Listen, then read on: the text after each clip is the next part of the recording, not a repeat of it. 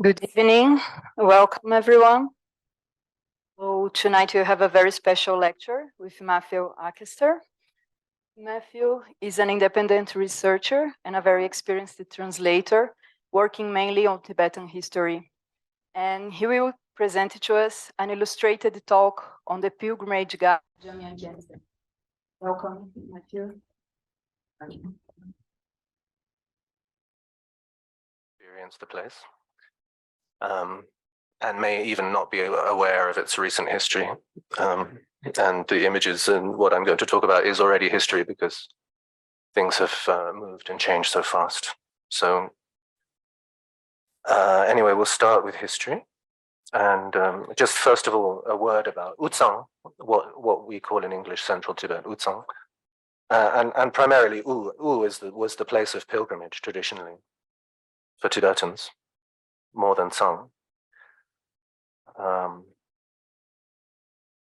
I think we could say there are two sort of interwoven ideas or narratives in the Tibetan tradition, the Tibetan Buddhist tradition. One is the more sort of orthodox Buddhist view, in which U is sort of the second holy land of Tibetan Buddhism after India itself. And India, of course, ceased to be a Buddhist country a long time ago. And latterly, few Tibetans had access to visit it, and certainly not to visit pilgrimage places there. So that having disappeared, U replaced it as the sort of, in the hierarchy, as the sort of second holy place of the religion. And in that sort of orthodox religious view is considered to be a special place because of India, right? Because of the presence of the Indian masters, the Panditas, the Siddhas who visited and blessed the land and the growth of Tibetan Buddhism during the first introduction of Buddhism way back then. To the extent that later in the Tibetan Buddhist tradition, we find Indian holy places being replicated in Tibet, right? We find the Indian, the Tibetan Vajrasana, the Tibetan Sitavana, especially lots of funerary sites and monastery funerary sites are often referred to in that way as being the second Sitavana, recalling the great cemetery near Bodh Gaya in India.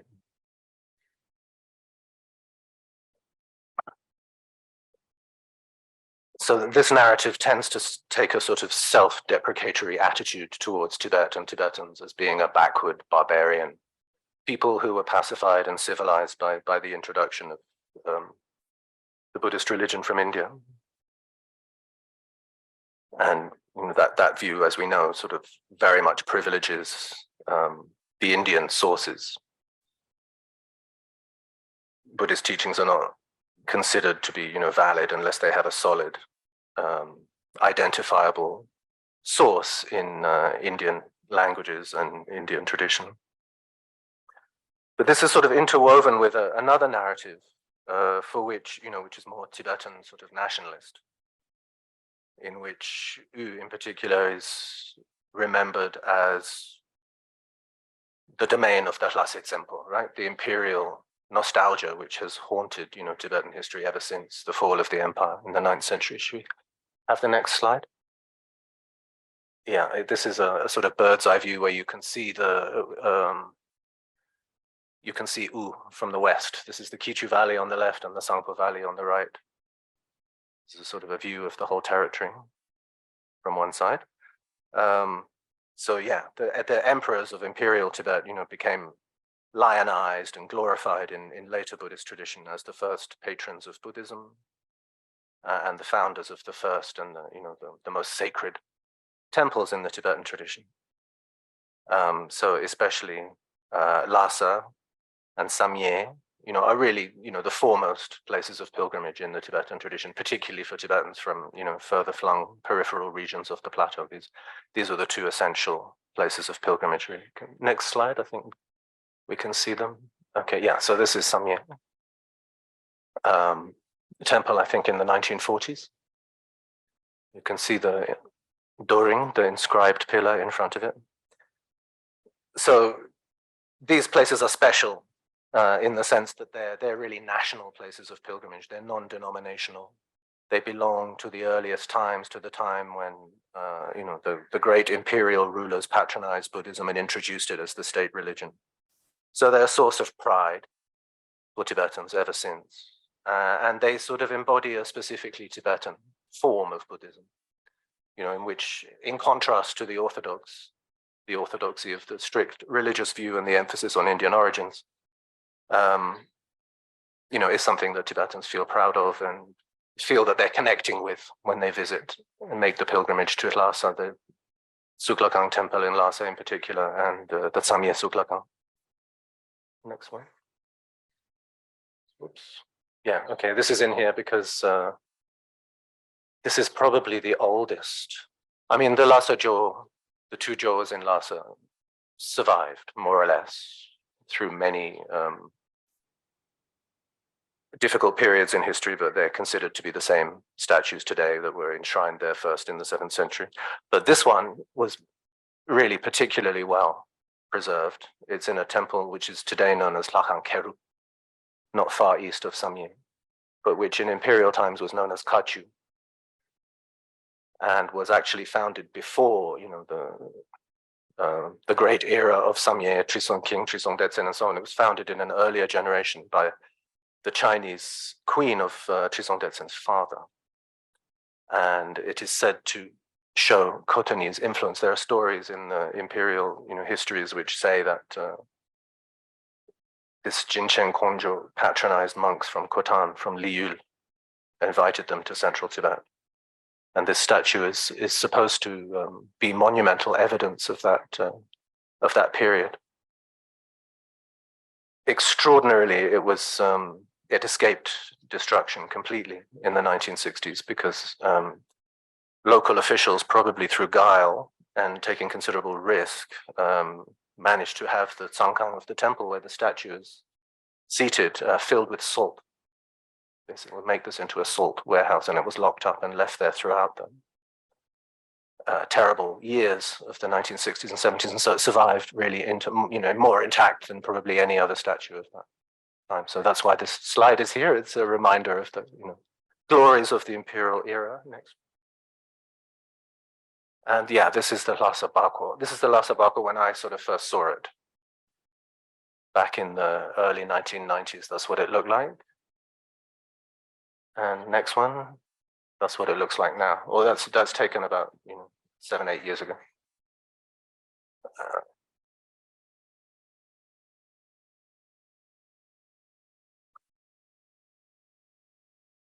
Okay, let's go back a slide. I don't want to leave that there. So skipping. I mean, I'm just dealing very, very cursorily with history at this point.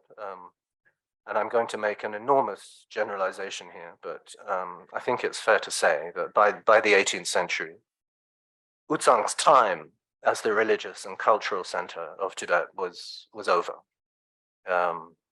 It had been devastated by a series of civil wars and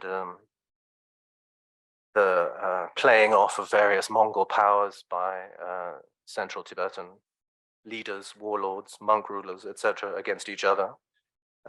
Culminating in the establishment of the modern Tibetan state that we know, the Ganden Pochang, in the middle of the 17th century, and subject to all the vicissitudes of Mongol power struggles and later domination by the Qing in their attempt to overcome Mongol power in the West, and they took over Tibet eventually by about the middle of the 18th century. So by that time, Utsan was no longer a religious and cultural center. It was the repository of the past, but it was no longer, intellectual and cultural life, let's say, and arguably religious life generally had become stultified and stuck where it was really. It was no longer a sort of innovative cultural and religious center. So for learned pilgrims in later times, the experience of visiting central Tibet's temples was an encounter with the remnants of what they were, the sacred past that they had learned about in the scriptures and so on and in oral tradition, now sunk into a kind of oblivion of degeneracy. To give just one example, There are many examples, but just to try and illustrate this, for example, Shechen, who was one of Khyentse Wangpo's teachers, Gyume Tutonangye of Shechen Monastery in Dege, was traveling in central Tibet in the 1820s. And he came upon a small temple just not far from Lhasa, where he found fabulous relics of the ancient, Indian tantric masters, Vajrayana masters, preserved there in apparent obscurity. He had no idea what was inside. He just sort of knocked on the door and went in and found all these incredible relics from 1,000 years ago or something, including Guru Rinpoche's Purba, Naropa's conch trumpet, the sandalwood trident of Kukuripa. Give me the next one. And in his biography, and Khyentse Wangpo actually wrote the colophon to his biography, so if he didn't write it, he was very involved in the writing of it. It says that he was astonished that no one seemed to know or care about this place. So this place, oh, no, not this one. Sorry, next one. Maybe. No, one before. No, back. This one. This place that I'm talking about was the hermitage called Ngodruptse. It's very close to Lhasa. It's overlooking the mouth of the Tulung Valley.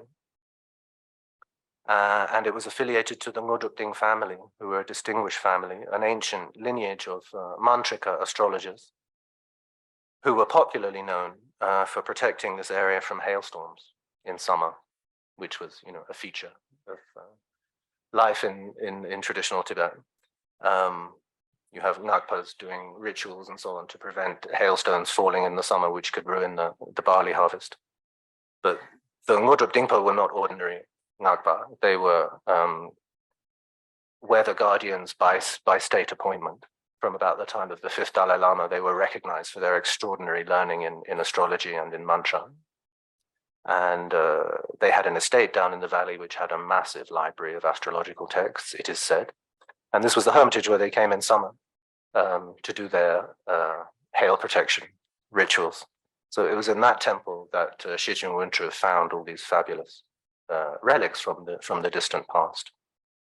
Okay, and that's what it looks like now. That's the ruins of the hermitage. Well, this is probably in the mid-1990s. So Jamyang Khyentse was not the first, master from Eastern Tibet to central Tibet, looking for traces of the ancient past. But he became probably the most distinguished, as a result of his extraordinary connections with many places in the landscape there, inherited from his many previous lives as many of the, greatest masters of the Tibetan Buddhist tradition over centuries.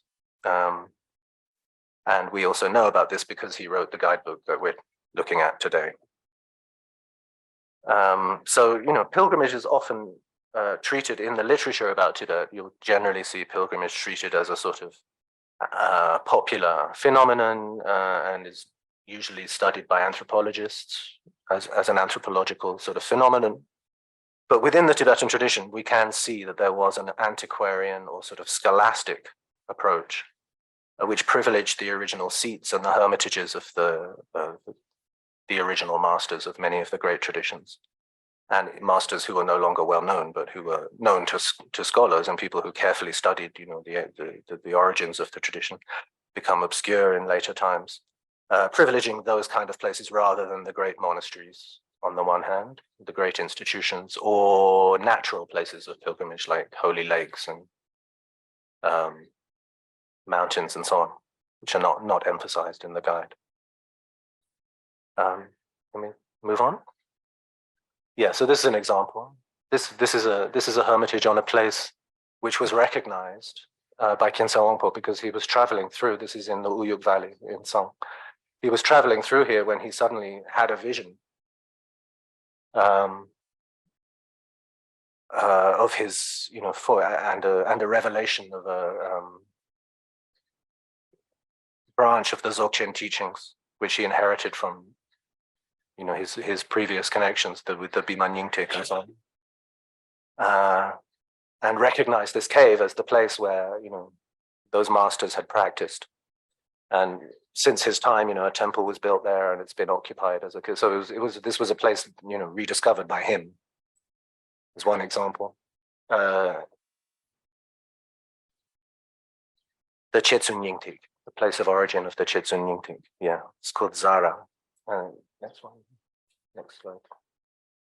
This is another example, and this is a much better known example. This is Nyugulu in Song, the place of origin of the Lamdre teachings. Right. So these kind of places are the ones that are privileged in the guide, and the ones that Khyentse Wangpo really made efforts to seek out and visit and receive the blessings. And in many cases, he had visionary experiences in these places, which became important contributions to the general for the vision of the Rime tradition. So, getting on to the guide itself.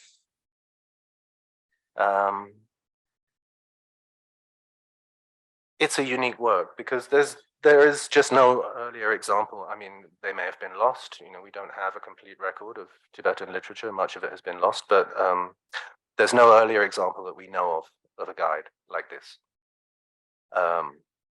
In the Tibetan tradition, in the literary tradition, in the genre that cover pilgrimage, which are things like Neik and Kachak, almost always referring to a single place. If you have a Neik, it will just be about one temple. Sometimes it will just be about one statue or stupa or something like that in one place. That was the way that these things were written. We don't have an example of something as wide-ranging, systematic, non-sectarian, portable, giving an itinerary, like written for someone who's actually traveling, practically traveling with the guide in their pocket, giving an itinerary. There's no earlier example of that in Tibetan literature. So I've argued that and also, you would only find these, in many cases, you would only find these works in situ. Like when you visited the temple, you'd have to ask the sacristan, the gonye, and they might oblige you by going to find the guy, and then you'd read it there on the spot. Very often there would only be one copy, except in the case of very, very well-known established places, there might be more. But so this kind of, yeah. So I've argued that this is, really an example of the Rime tradition in action, the way the guide is conceived, giving sort of equal weight and respect to every tradition, every region. And in a sense, it has a kind of air of modernity about it. Like this is a guidebook that we, the modern reader, can recognize as a guidebook. Sort of, it's a format that is, almost comparable to a modern secular guidebook in our age. And it strikes me, in the last month, the students and I here have been reading a Denrab written by Khyentse in roughly the same period that he was traveling in central Tibet and gaining these experiences. Denrab is a genre in religious history, which usually gives the sequence, the lineage of abbots in a particular institution.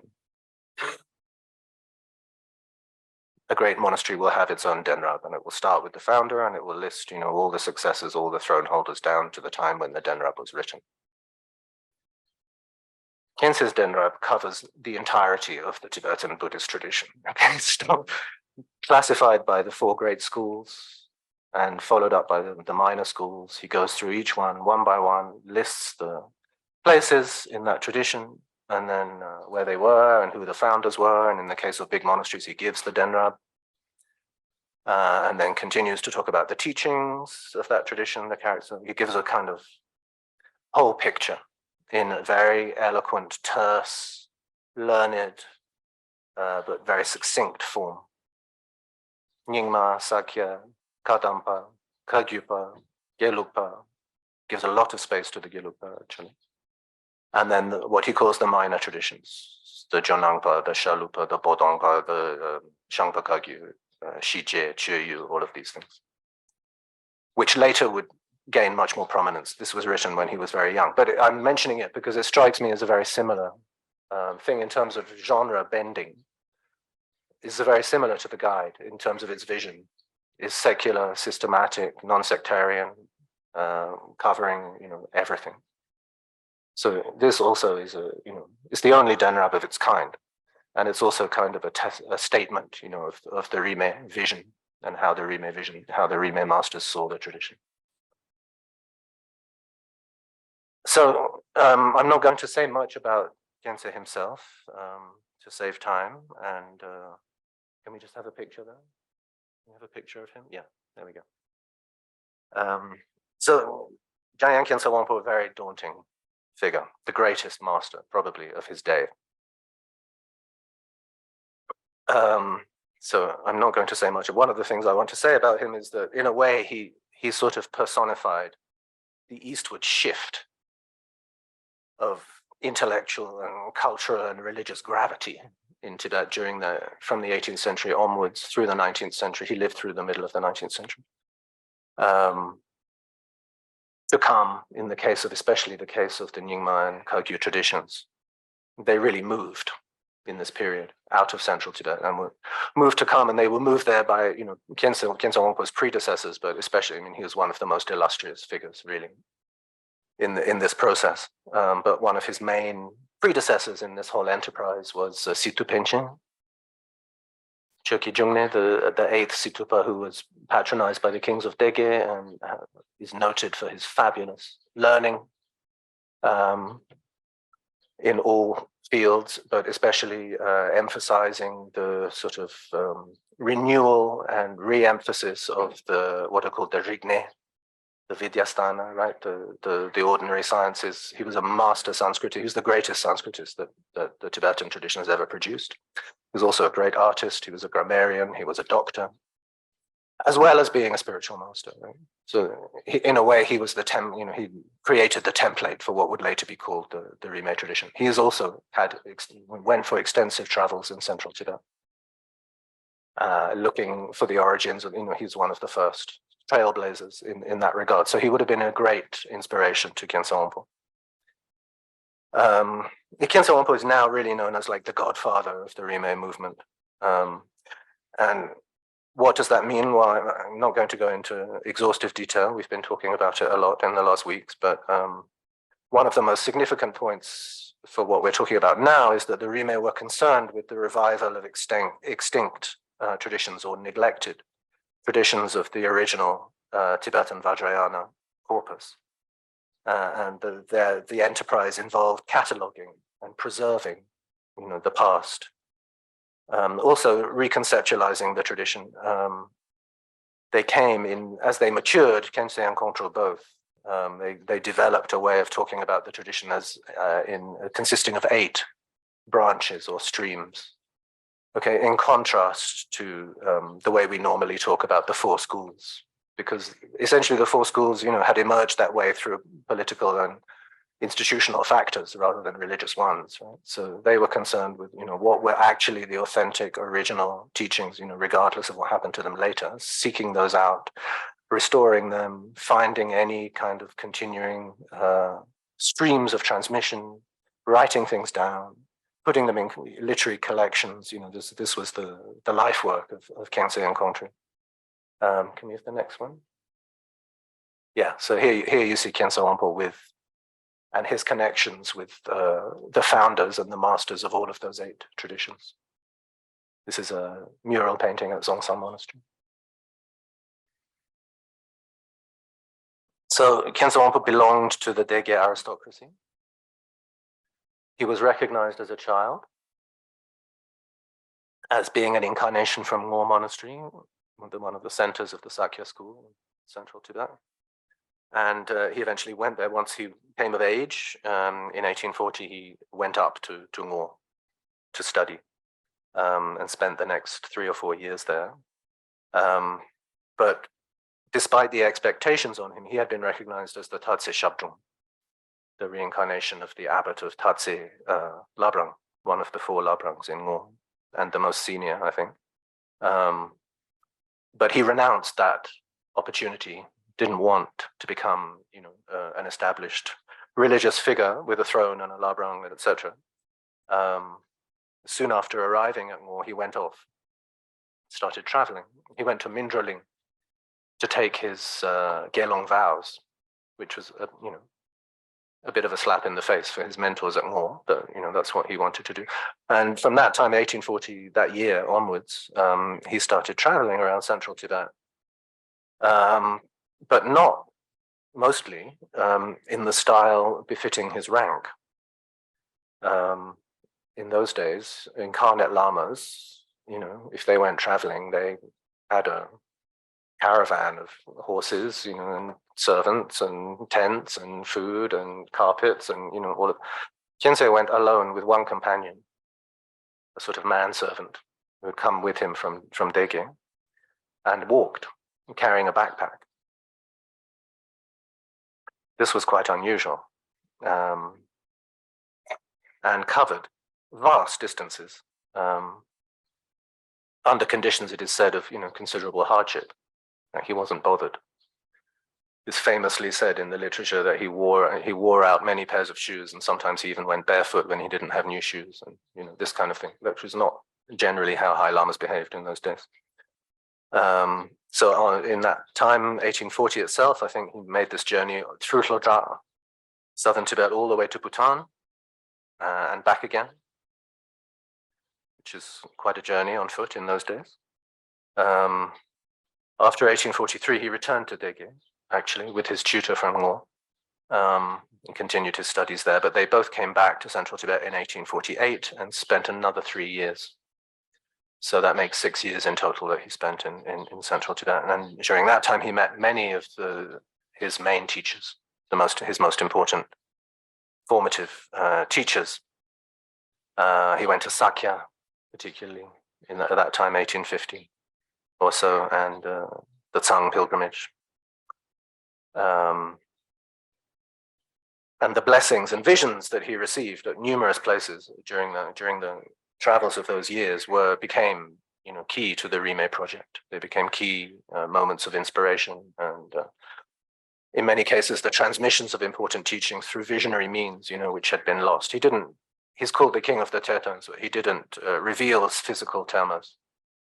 He revealed lots and lots of gongter, right? Visionary and mental termas.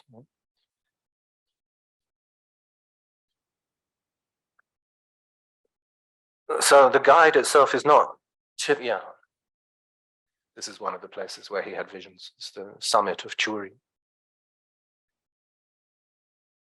The guide is a very simple, short, unadorned work. Most of Khyentse Wangpo's finished works, you'll find Sanskrit trefoils and ornamental colophons and titles, and he was fond of this kind. He was very into poetry, especially when he was younger. Nothing like that in the guide. It's just a simple list. And it looks like it was probably dictated. He probably didn't even write it. He probably dictated it to someone. We find a note in Jamyang Khyentse's autobiography, which says, I think in 1857, Khyentse himself was setting out to do his own pilgrimage in central Tibet, and he went to the master, knowing of his great experience and knowledge of the terrain of central Tibet, and requested him, for advice about where, which places should be visited. And it doesn't say so, but it's possible that that's where the guide came about. That he spoke, or he perhaps dictated a list with a few comments, and that was probably the seed of the guidebook that we now have.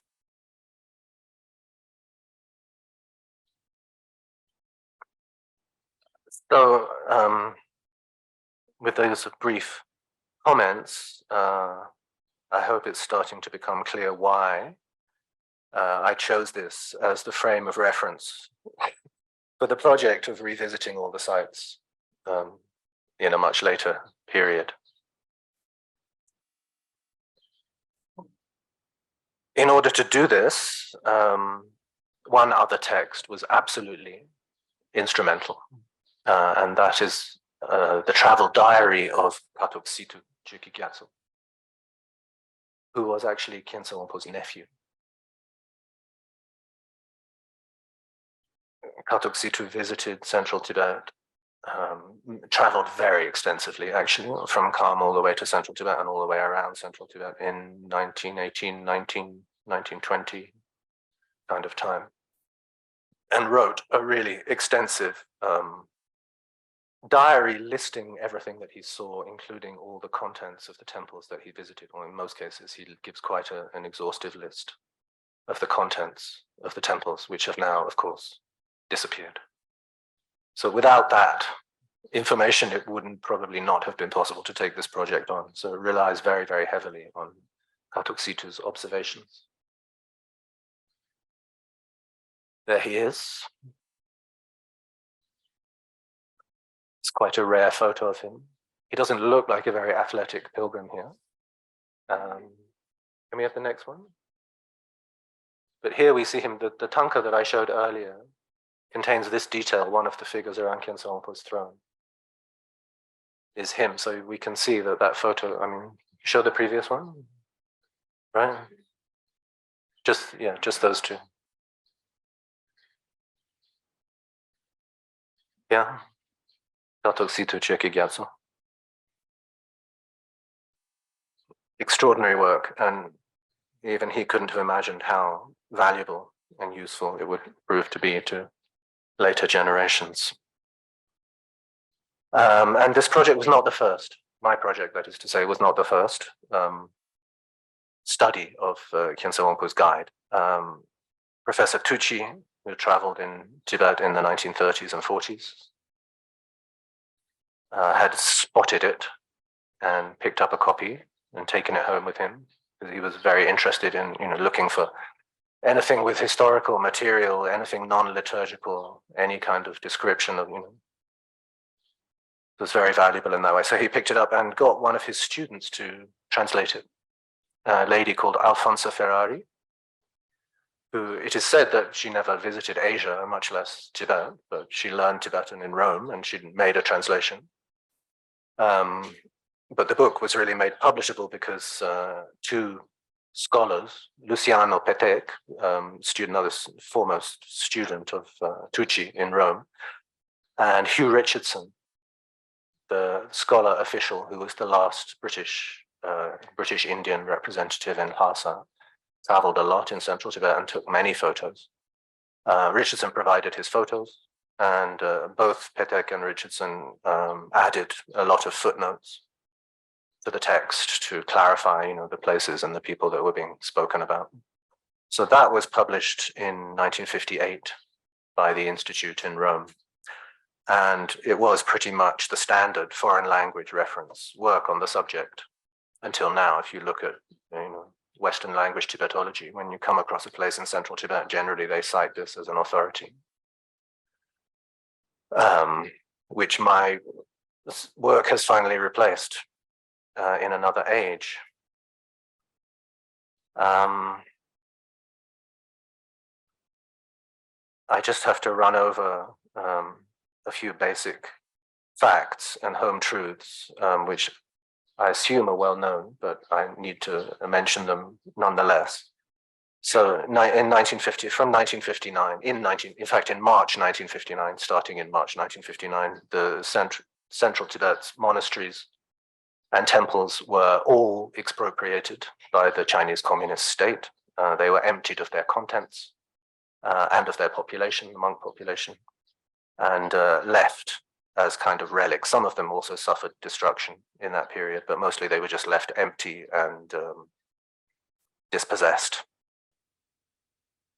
There was a slight respite in official policy in 1961 because China-wide there was a sort of counter-reaction among the leadership in alarm, at all the terrible death and destruction brought by the Great Leap Forward all over China.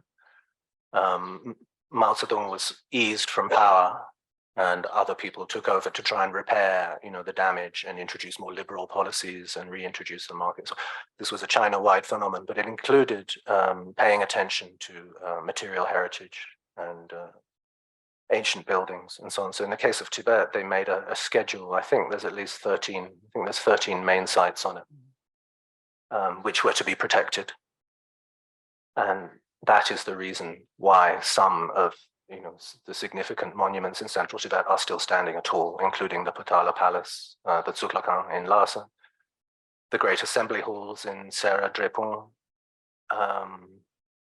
Sakya Hlakang Chemo, Tashi Lumpur. The main buildings there, were left standing as a result of this. It didn't last very long, that period of relaxation. Mao Zedong came back to power, and 5 years later he launched the Cultural Revolution, at which time, whatever was left of the temples and monasteries and all old buildings really was entirely destroyed. Then in 1979, there was another change. The Maoist period came to an end, and what was known as the liberalization was introduced, which granted what's called nationality autonomy status to what the Chinese refer to as minority regions, primarily Tibet, East Turkestan, and Inner Mongolia, which allowed the restitution of religion, as in mainland China, happened at the same time, and the reintroduction of Tibetan language, for example. These were key features and very welcome features for Tibetans at that time of the liberalization. So the fact that religion became allowed again meant that people were able to start rebuilding the monasteries. And I think the Chinese state was probably taken by considerable surprise at how much enthusiasm local Tibetans put into that.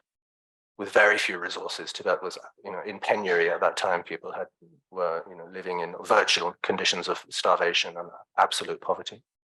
The first one to be rebuilt was Ganden in 1980, and from then on, rebuilding picked up and was something that people more or less everywhere tried to do. So the research for this book began in 1992.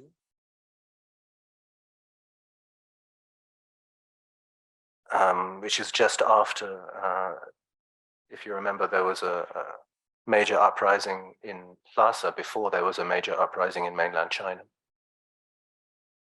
In 1989, and martial law was imposed on Tibet. It was maintained for a year. It was lifted in 1990, but it was really only in the end of 1991, beginning of 1992, that individual travel for foreigners became possible again. So that's when the travels that went into the research for this book started. It was also another key moment of policy change in China and Tibet. In response to the considerable threat to the regime that had taken place in 1989, the new policy for Tibet involved tighter political repression, but also urbanization and the development of infrastructure on as fast and as extensive a pace as possible. This was obviously considered to be the sort of solution, right, to the Tibet problem. So construction activity everywhere in Tibet at that time escalated. It had been relatively negligible until that time. Tibet was still very far away, not easily reachable. The state couldn't master great resources, but from that time it started, and now we can see how far they've come.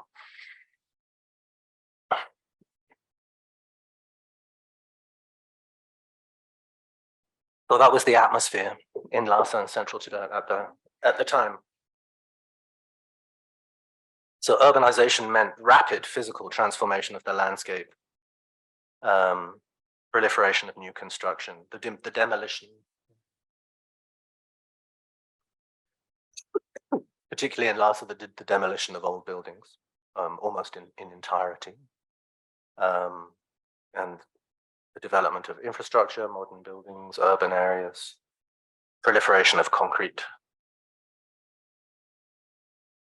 Yeah, so there we can see, this is around that time, traditional Tibetan buildings made of stone and adobe being dismantled brick by brick. And in the background, you can see I was just going to say, in the background, you can see the kind of architecture that was replacing it.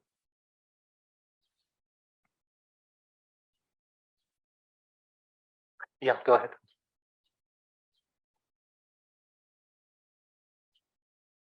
This is on the parkour, what's that, southeast corner of the parkour?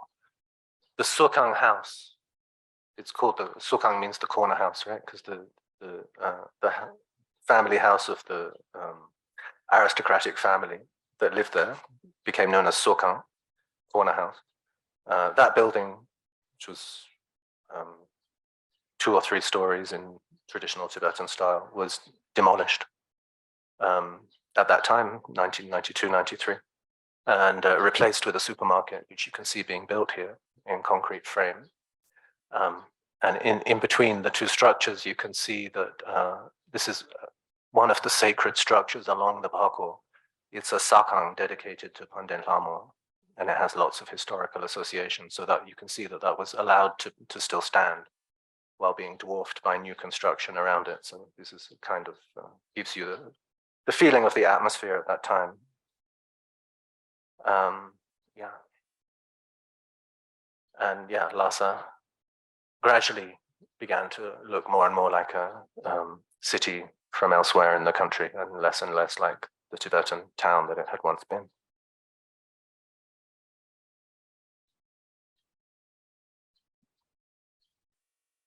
White bathroom tiles, blue tinted glass.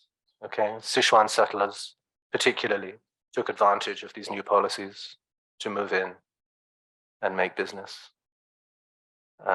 in Tibet. So the repression that I talked about being introduced after martial law was lifted really meant the cancellation of the liberalization. 1980s was a really extraordinary time in China, not just in Tibet, but in many places in China. It was a real time of change and flowering, and all kinds of things were going on. But it was firmly put to an end in Tibet from 1992 onwards. And the freedom of religion and the freedom of Tibetans to learn their language, and all these kind of cultural freedoms and autonomies were gradually rolled back. And there was, particularly in the case of the monasteries, which are regarded with high political suspicion by the regime, now had to be policed much more intensively. The concern was by the state really to restrict their influence on society, because of the whole socialist project and the association of the monasteries with the unwanted aspects of Tibetan culture and the Tibetan exiles and so on. And this really were crystallized into form with the debacle over the recognition of the 11th Panchen Lama in 1995, which, as you know, went wrong. And 2 candidates were, well, one candidate was recognized and the other one was kidnapped and went missing. So from that time, the state began very systematic, concerted program of re-education, political re-education in the monasteries, which really focused on the denunciation of the Dalai Lama. This is kind of where it started, really. They hadn't gone for him personally so much before this, but following the Panchen Lama episode, monks and nuns had to be re-educated, and particularly it was demanded of them that they denounce the Dalai Lama. Okay, so this was going on in monasteries all over central Tibet at the time that I was doing the research. And quite a few cases I showed up at monasteries and couldn't go in because the work team, the official work team doing re-education, was there inside. Lelung Monastery, for example. Lelung Monastery in Upper Mu in far western Tsang is listed in the guide. It's kind of a stretch to get there, it's quite far away. But eventually, sometime in the late 90s, I walked for a couple of days, starting from the Tsangpo Valley. I walked and reached Lelung, and there's a little side valley next to the village where the monastery is sort of slightly hidden away in this little side valley, which used to be full of trees. Just behind the village, so I hiked up there, reached the foot of the monastery, a little grove of trees with a stream flowing down. I sat down there, took out my stove, made tea. And 2 monks came up the path while I was sitting there, and they said, nah, you better not come in. The work team's there. So I said, okay, packed away my stove, put my pack back on, walked back down the valley. And it was probably, I don't know, 7 or 8 years before I managed to get back there. Again, walked for days and days to These days, it's probably a half-an-hour drive on an asphalt, highway or something. But in those days, it was a dusty track, and it took 2 or 3 days to walk it. Walked up there again, walked into the side valley, sat down in the trees by the stream, took out my stove, made a cup of tea. 2 monks came up the path, and they said, "Oh, you're back. You can come in now." So these kind of experiences. So the sites varied in the condition, that we found them in at that time. Some of them were just completely destroyed. Yeah. Got some photos of that. Yeah. That's Chöding Monastery in the Ön Valley, the seat of the Ön Gyatse Rinpoche, sometime in the 1990s, I think. Okay, yeah, next one. This is Dagla Gampo, the origin of all the Kagyu schools, the seat of Gampopa, Pakpo Laji, very spectacularly situated. Once a really considerable monastery, considering that it's a good way up a steep mountain, that it's named after Kampota, the holy mountain of Tagpo. And you can see just a little structure has been built in one corner of a former assembly hall. It's just token restoration that took place. This is in 1996, I think, if I remember. Yeah. And this is another example, much smaller place. This is a hermitage called Chigyur, which is behind Sakya. And is a place that you'll read about in the lives of many of the Sakya masters. From Chetsun Tragpa onwards, it was a place they went to, retreated to do their, intensive Vajrayana retreats. And that's what I found there sometime in the late 1990s, I should think. Okay, in some other cases, as I mentioned, the main building was preserved. So this is an example. This is Jebumgang Monastery in Sethang. Because there was so little infrastructure, because there was so little capacity, and especially in the early days of the communist occupation, in some cases, they opted to keep the large building because they needed it, right? Either for storage or for government offices or something like that. So this is an example of that. So you'll find the original building still standing, but it had been emptied completely and occupied only by officials in the intervening period since 1959. That's one example. And then next one. Yeah, here you can see, this is Mindroling, the assembly hall at Mindroling. So you can see this was turned into a government office, right? They've bricked up the entrance, made government offices inside. But the building, which is a splendid building with this incredible local stonework that the area is famous for, was still standing. So it wasn't, next one. It wasn't that difficult. Oh yeah, it wasn't that such a huge task, right, to rebuild it, restore it, which was done in the late 1980s.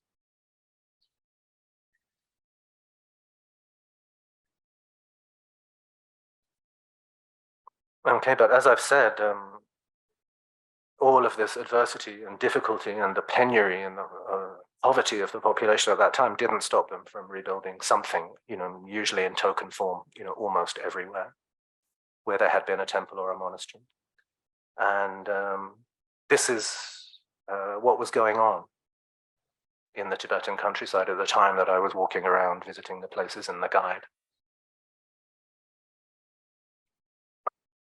Generally, these rebuilding efforts were led by the survivors, right, from that local area. Often people who had been monks in the early monastery, religious people, people with some education in the old society. All of these people, almost without exception, were incarcerated in 1959 as class enemies, okay, or counter-revolutionaries, usually simply by virtue of the fact that they were educated. And most of them didn't come out until 1978 or 79. So they spent 20 years of their lives in concentration camps and prisons, often doing hard labor, having very little to eat, and obviously undergoing severe political indoctrination and persecution. So these people became really the key group of informants for the research, right? Because in many cases they had memories, at least they had interest, in what had been there before. So these were the people who it was the most useful to speak to on site, interview, and get as much information from as possible.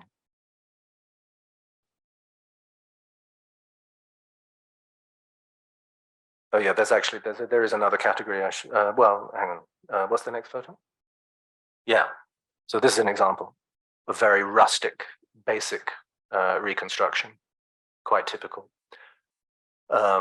Which bore really not much resemblance to what was there before, which was quite splendid. This is Shai Lakan, not far from Lhasa, is an Imperial temple,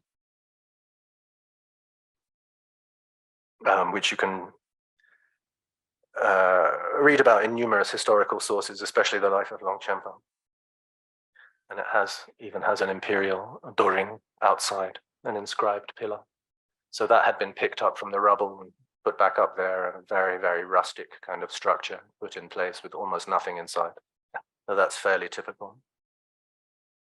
And then, yeah, this is the last category is kind of state prestige projects, reconstruction projects that the state actually funded and was interested in. So this is a picture of Samdrup Sedzong in Shikatse, at one time the capital of Tibet, right, before the establishment of Ganden Pochang. This was the seat of the Sangpa Depa.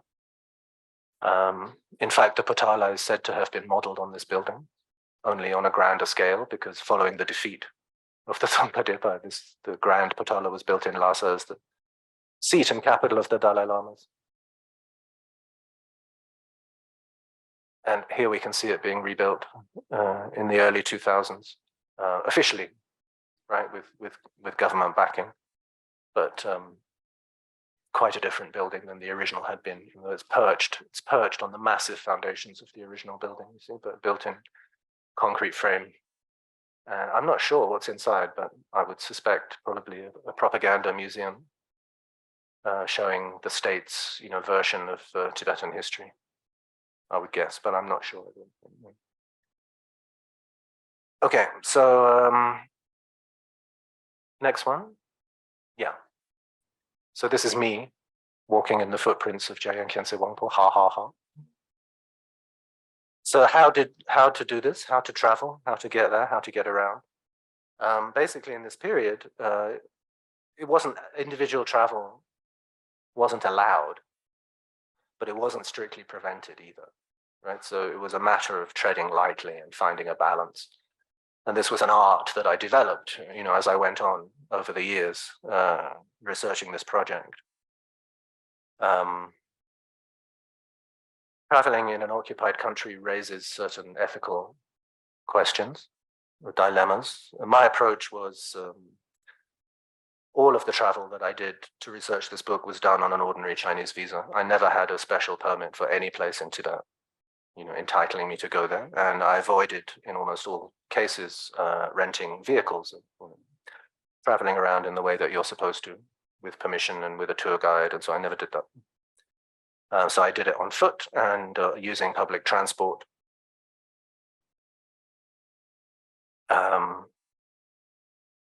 And there were really sort of two virtues to doing that. One is that if you don't arrive in a official Land Cruiser with a guide and so on, then people receive you slightly differently. If you arrive sweaty and dusty after walking over the nearest pass, with your backpack, and show up in that way, then people look at you as more of a pilgrim than a tourist, and that helps to establish rapport and to get them to open up about the things that you want to know. Okay, but the other point is that local Tibetans can get into trouble for having any kind of contact with unauthorized foreigners.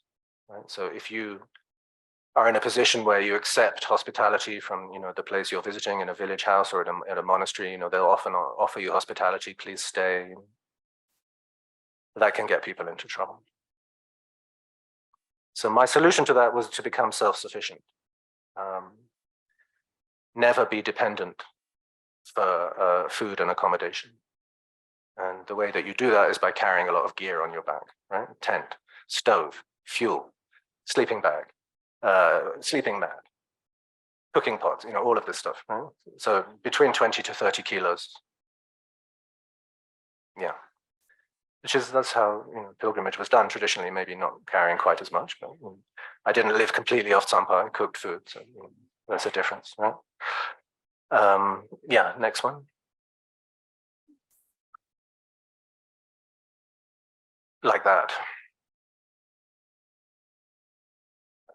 So sometimes I got lucky. Next one. Sometimes I was able to put my bag on a horse or a mule and walk alongside.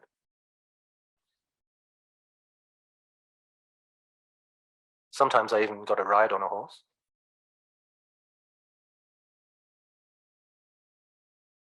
This is going to Yompodo, Gonpa, which is a monastery on a small island in the middle of Yamdrotso.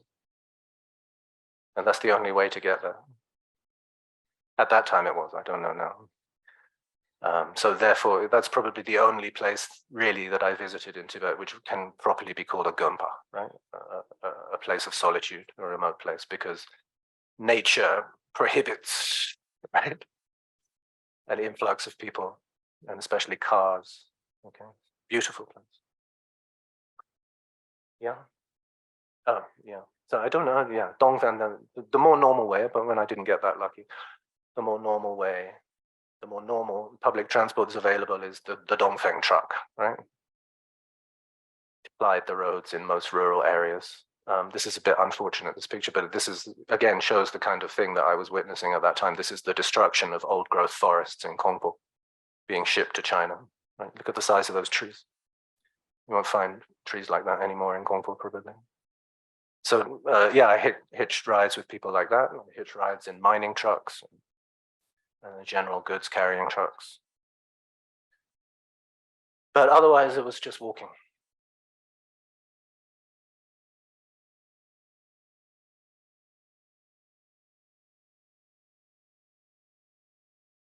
Okay, and then the other elements of the guide, well, the maps, the hand-drawn maps. Do you want to go back to the first slide?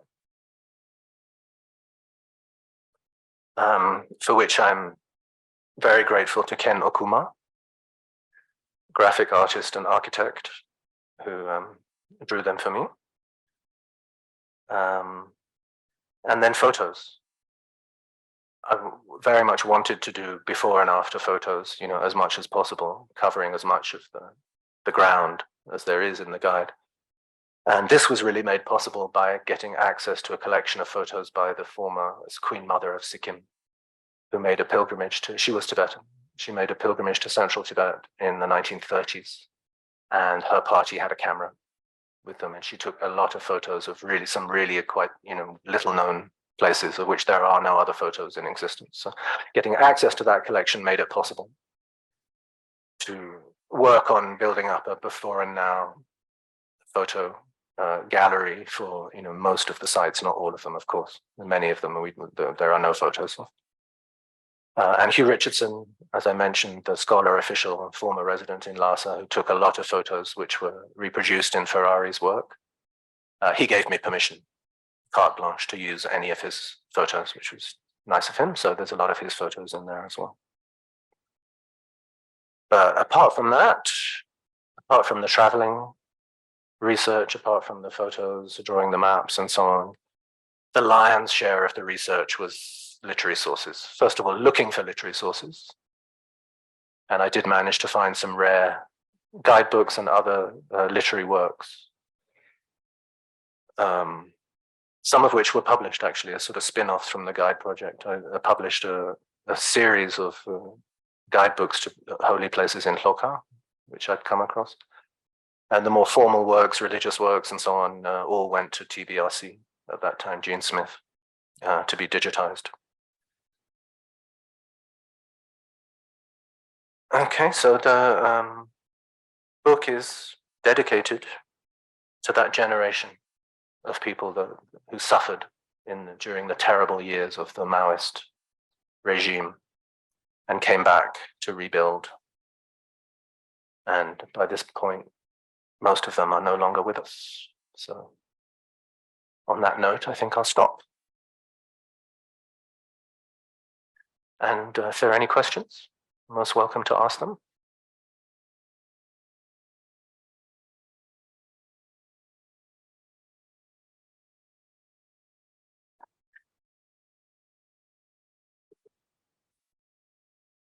Small question. When you said that the cultural area,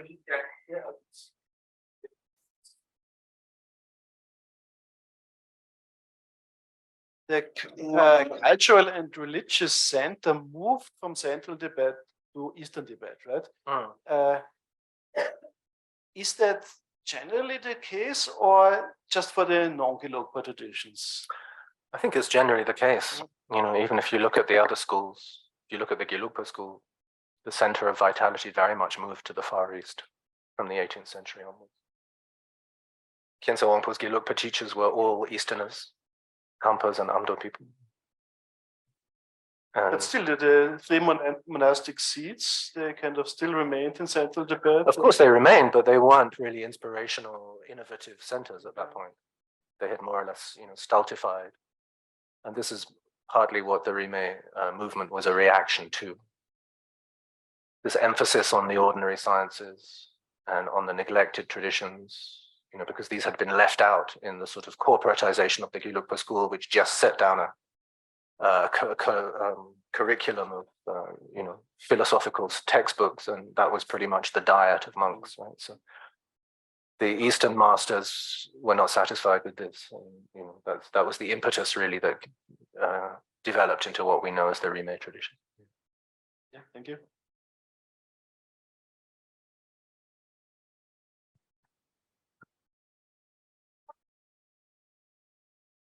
I have a question just about if you know, is it okay to ask? I have a question if you know anything about how widely the guide was printed and how people used it, or if there are any writings of people using it, talking about their own journeys. Yeah, well, we have several editions of the guide, which is an indicator of how popular it was.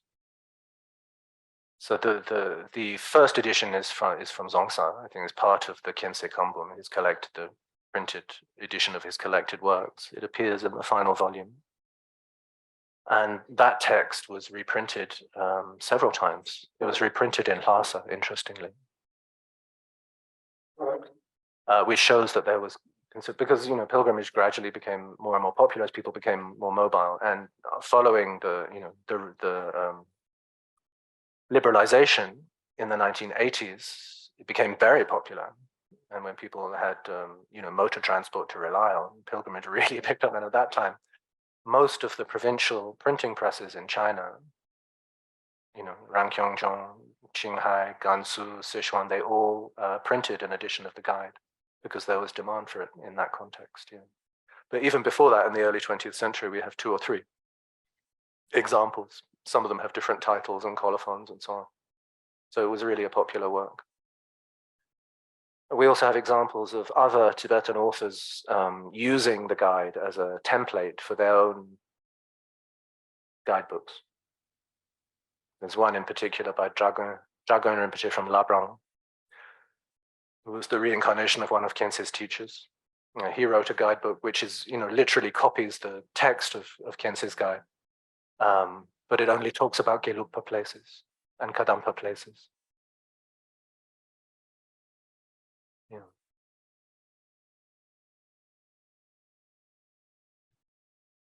Thank you. Is that on? Okay, thanks a lot for that wonderful, inspiring talk and all the work you've been doing to provide us with the book.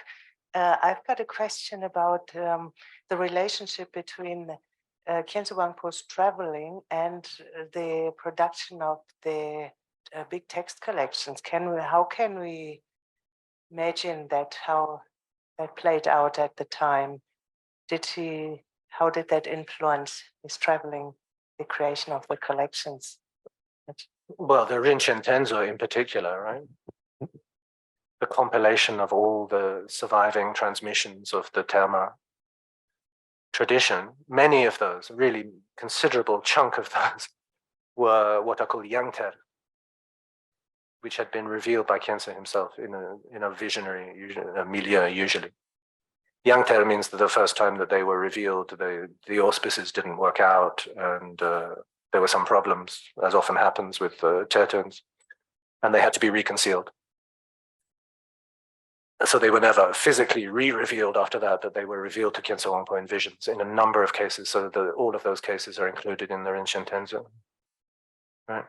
But in many cases, you'll find historical information and insights, which are not to be found in the literature about certain situations, individuals, and places, which clearly come from Khyentse's learning and insight and experience, and were communicated to Kongtru as the compiler of these collections. You can trace that in a number of cases. He had this extraordinarily privileged knowledge of the tradition because it wasn't all based on book learning, right? Some of it was based on his own experience, his own visions, and so on.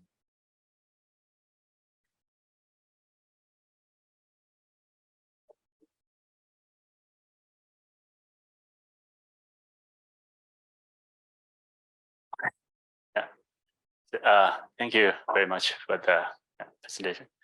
And I'm wondering about the relocation of the religious centers, the effort made by Eastern Master. But apart from that, today still, if possible, apart from the political restriction, we can still see a lot of pilgrims coming all the way from Eastern Tibet to Central Tibet, Lhasa, and all the way to Western Tibet, so forth. I wonder what you think about it.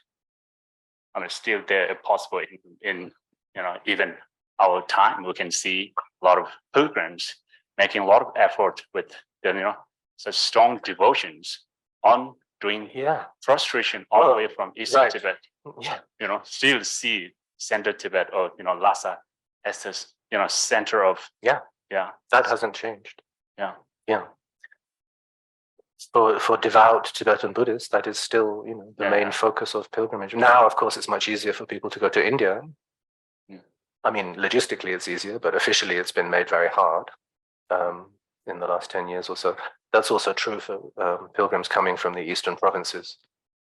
One of the ways of controlling religion is to try and seal off one province from another to stop people traveling. Particularly, we've seen that with Larunga, which became a huge center.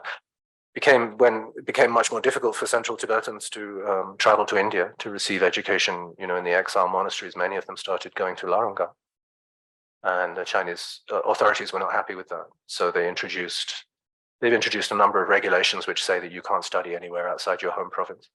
But also just for ordinary travelers, I believe these days, there are a number of restrictions for people from other provinces coming to Lhasa.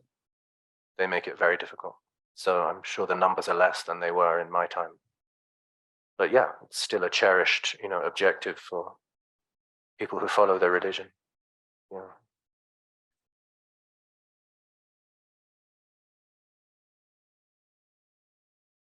Shelly, your hand was raised for a brief moment of time. If you have any question, you can unmute yourself. Hi, thank you, and thanks, Matthew. I can do my video. Hi, Matthew. Thanks for your talk.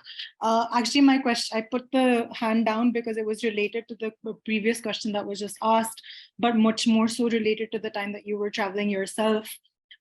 You mentioned how in the 80s there was a liberalization, and you mentioned just now how, of course, the restrictions have probably increased. But at the time that you were traveling, and of course, kind of staying under the radar, were there other pilgrims as that tightening was happening? And if so, like, what was that experience like? I mean, for instance, the people in the cave, that photo that you shared, were they also pilgrims, or they were just kind of out, or, The person in the cave is a local person, I think, who happened to be walking by and it was raining.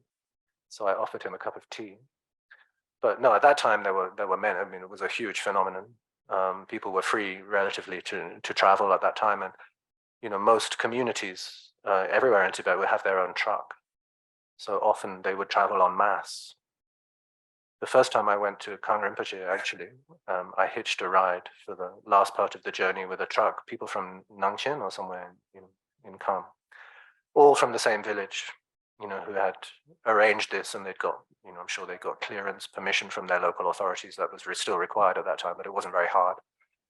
and traveled in the same truck all the way from their village to Kang Rinpoche. So, but generally visiting the places which are the better known, let's say, places which are mentioned in the guide, you would almost always find Eastern Tibetan pilgrims as well as a few Central Tibetan pilgrims. And in some cases you find large numbers of them. Yeah.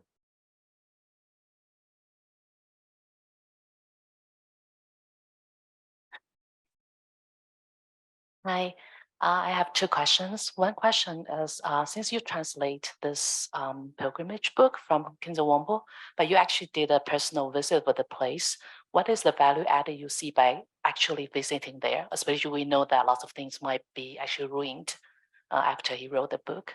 And second question is more the practical question, because we know Tibetan have very many different dialects, and especially probably in the Kham. I don't know how much in the central Tibet, and you're traveling alone without a local guide. How do you, conquer that challenge if it is a challenge for you?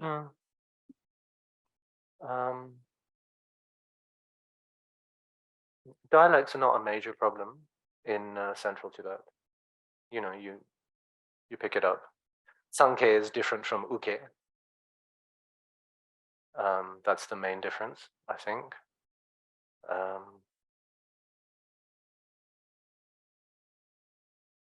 The value of going there, even though it's been destroyed, I mean, it's essential to go there. You can't write about a place if you haven't been there, right? But anyway, right? You have to feel it. You have to know where it is. Experience it for yourself.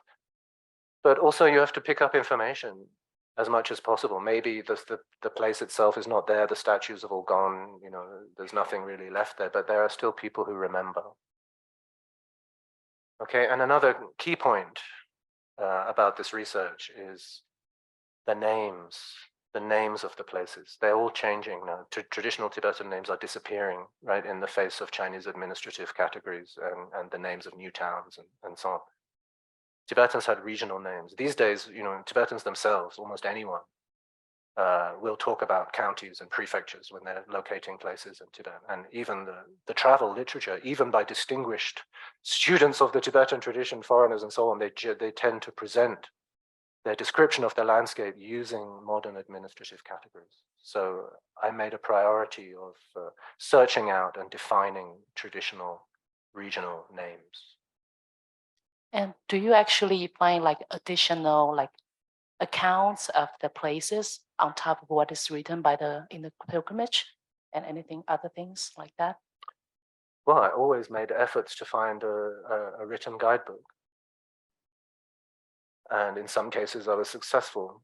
In many cases I wasn't. But when you talk to the learned people locally, who are usually the ones in charge of restoring the monastery, they'll sort of regurgitate something that they've heard a long time in the past. That will generally be the text of the guidebook that was there before, right? So finding the guidebook is always better, is always more accurate, right? How good would your memory be after 20 years of being starved in prison, right? So yeah, in some cases it was possible. In many cases it wasn't.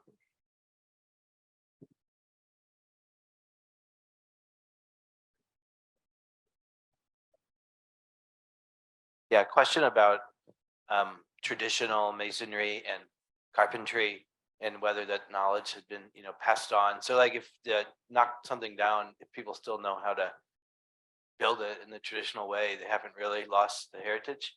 So I'm curious if that knowledge has been, like here in Nepal, you see with the damage from the earthquake, people know how to rebuild these things, and the Newar crafts are still very much alive. So in the valley, in the valley, is that something that's been kept alive within Tibetan craftsmen? I was involved with this because during the 1990s, I was the researcher for a project which was set up to precisely do this, the Tibet Heritage Fund, started by Andre Alexander, the late Andre Alexander. And I recommend everyone to look at their website. They're still going, but they're not able to work in China anymore. THF, TibetHeritageFund.org, started a project to do precisely this, restore secular buildings in Lhasa. They started in Lhasa. Usually the focus of restoration projects are religious buildings and prestigious buildings. Not that that isn't important, but the secular everyday architecture. And Lhasa was the main example of an urban settlement on the Tibetan plateau. There were almost no others. Right? There were no cities in Tibet. There were no large settlements like that. Lhasa is one of the best examples. And we saw in the photos that it was systematically destroyed in the early 1990s. So at that time, the project started as an initiative to document what was left, do architectural surveys and so on, but also to begin to petition the authorities to begin work on specific buildings. We managed to list about 90 buildings in Lhasa to exempt them from preservation, exempt them from destruction, allow them to be preserved, but also to find masters, chemo, topso chemo, shingso chemo, right? Master masons and craftsmen, carpenters and so on. Find those people, employ them, get them to train the younger generation. So that project made, really quite spectacular progress in that up until the year 2000 when we were expelled. And the work continued elsewhere in China, but we were never allowed to work again in central Tibet from that time. Generally speaking, the quality of restoration outside Lhasa, especially in rural areas, the quality of restoration was, the resources and the skills were simply lacking, to rebuild proper buildings in Tibetan style with proper masonry and, all of that. In Kham a little bit more, but we're not talking about Kham now, but rammed earth buildings in Kham, are still a thing. There's local people still very much know how to build those. But in central Tibet, it's rare. And most of the construction was very shoddy and cheap because that was all people could do with their own resources. Maybe one last question and then we'll be done. Hello. Thank you for this talk. It was very insightful. So my question is, you mentioned that this guidebook was published by a few Chinese publishers, but then you also mentioned it is quite restricted now for the Tibetans and other people to travel, through Tibetan areas. So my question is, when was the last time, like most recently, that you've been back there? And then if we go there now with a permit and without hiking on foot, how many of these places can we actually still visit nowadays? Like, how many are we allowed to visit? Oh, I don't know about allowed. I'm not sure. The last time I was there was in the winter of 2007, because in the spring of 2008, there was a major uprising all across Tibet. And from that time, individual travel and research has not been possible. Hardly been possible. Certainly for individual people like me, it's been impossible. So that's a long time ago now. So I'm completely out of touch. I don't know.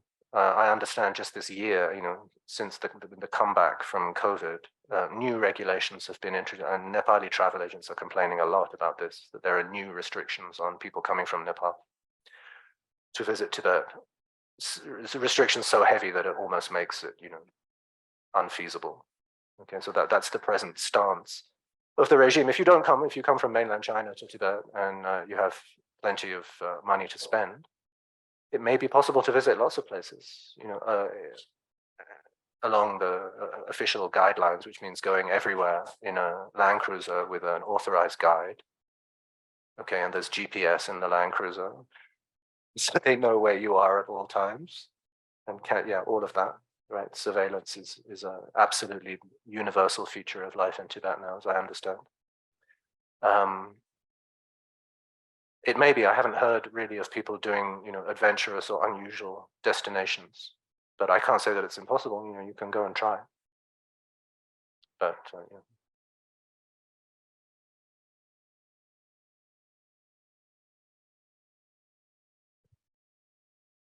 Thank you, Matthew, for this very inspiring talking. Thank you for sharing with us these very incredible images. And I really hope that you come back many times here to share with us your...